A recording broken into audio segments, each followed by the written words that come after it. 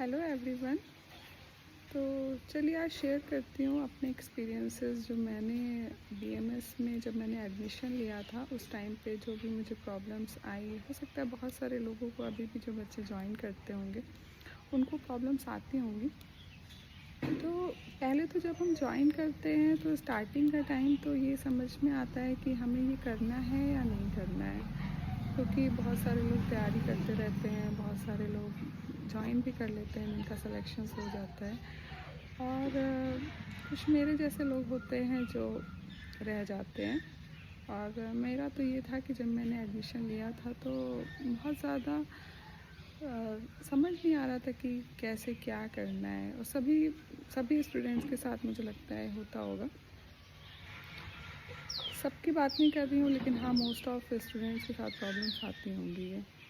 तो जब हम फर्स्ट ईयर में आते हैं, एडमिशन लेते हैं, पहले तो सिलेबस ही ऊपर से चला जाता है कि समझ नहीं आता है कि, क्योंकि जैसे पदार्थ विज्ञान, आयुर्वेद का इतिहास, को सब्जेक्ट्स ऐसे होते हैं जो उस टाइम समझ आते क्यों पढ़ रहे हैं, क्यों पढ़ना है इसको, और इसका क्या काम है, हम तो डॉक्टर बनने आए हैं और ये सब क्या है।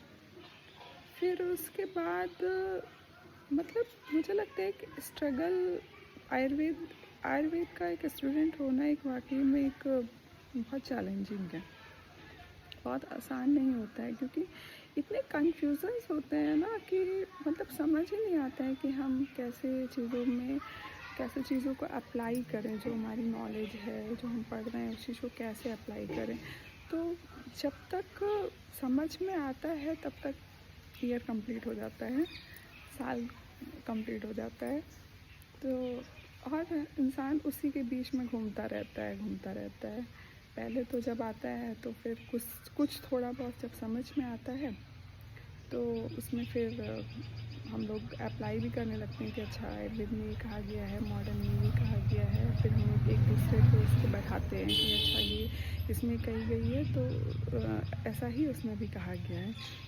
तो बहुत सारी चीज़ों को हम कोरिलेट भी करने लगते हैं, डायग्नोसिस भी कोरिलेट करने लगते हैं, ट्रीटमेंट भी कोरिलेट करने लगते हैं। लेकिन ऐसा नहीं है। आयुर्वेद की जो डायग्नोसिस है उसके अपने साइंटिफिक वो हैं। हम दोष है, व्यक्ति रोगी कैसा है, कैसी उसकी प्रकृति है, कैसे कैसे हर एक रोगी का ट्रीटमेंट, भले ही वो दो रोगी हैं, दोनों को एक ही प्रॉब्लम है, लेकिन दोनों की चिकित्सा अलग होगी।